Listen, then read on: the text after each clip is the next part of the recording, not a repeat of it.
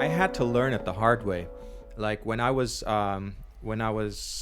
18, I wanted to find my identity, and I was all over the place. I mean, I had no sense of organization or putting things the way they were supposed to be. I just kind of did things by the flow. It's hard to describe, but I did feel that I didn't have the roots that I needed. I wanted to find myself in many ways. I think many 18, 19-year-olds do.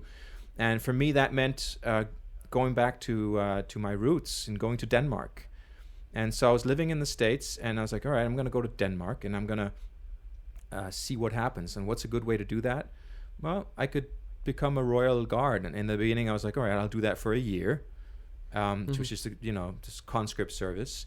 And, I fell in love with it. And it gave me what I needed in life. It gave me that ability to organize, to think in a different way, to solve problems with other people in mind. So it's not about me anymore. It's about how we function as a unit, as a society.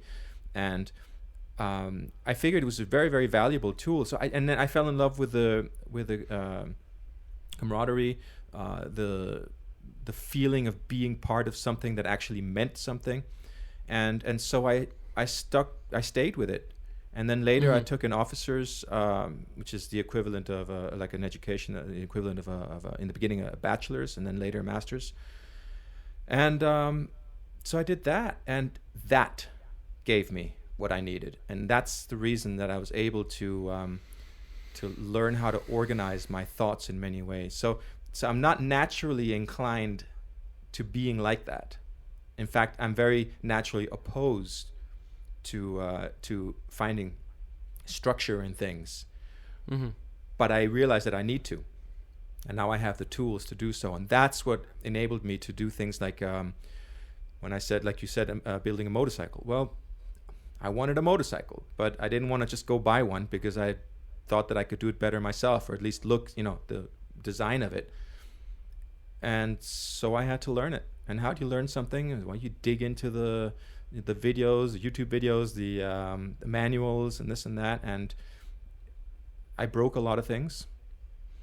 But yeah, that's the way. But that's where it came from. Yeah.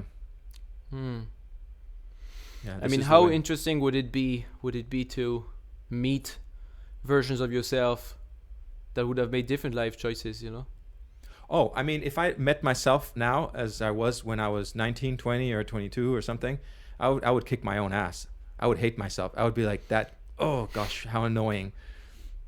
Yeah, but what if you met another like 40-year-old version of yourself that took drastically different in life? a parallel universe? Yeah. Would it be an alter ego? Would it be like a brother or a cousin, or would it be a nemesis? It's a thought-provoking thing, because how much of ourselves are we actually? Because then you think about basically everything I am as a person, my ideologies, my political affiliations, my everything about me. Yeah. The type of clothes I wear, everything about me is a product of something that has been handed down to me, or whatever that I've come into contact with, and how much of that is actually me. Like, and it's the big question of like, what is a soul, basically, right? Because if we say, if we just play the game that we say all right, souls exist, we'll say that, right? We don't know, but we'll say that they do. Well, what are they? If it is a thing that kind of is reoccurring and goes, into body, to the next body, to the next body, how much of that is that individual personality? How much of that trickles down into the person that we are? And that's really weird, because if I did meet a parallel version of myself, I'm pretty sure I'd be a completely different person. I mean, even just like 10 years ago, I was a completely different person. Yeah. But it's funny because you just like told me we are products of our environment, and then you drop a little bit of soul on top of it. So it's like, bam, you have like this thing called a soul. Nobody really knows what this is. And well, that's my point. I don't think that bam, you can end of the episode. Yeah. Yeah, well, I'm not a very free will, not a fan of the notion, obviously. You're not a fan of free will? I mean, I like it as a heuristic, and I behave as if I had free will, if that makes sense. But as to whether it exists or not, I am strongly biased Yeah. in the other direction. I would recommend anybody interested in this to check out the book Free Will by Sam Harris. Free Kind will. of interesting. Yeah. Yes, but at the end of the day, it makes no difference, because does it really matter if it's there or not? What matters is that it feels like you have free will, and that you have this sense of struggle within you when you're like being torn between a good decision and a slightly less good decision and a terrible decision. And some part of you feel the struggle going on, and this is where the illusion or the veracity, of free will stems from, is this like feeling inside of us of struggle and of like a battle going on. Until you short circuit it with you have things like optical illusions or Coffee is good. coffee, drugs.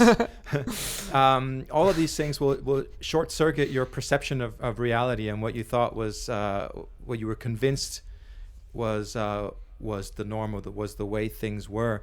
And that's when it gets scary, because then you realize that, even just a silly little optical illusion on the internet, on Facebook, and your world comes collapsing into like what it's just really a trick of, what was the blue dress, gold dress thing? Remember that?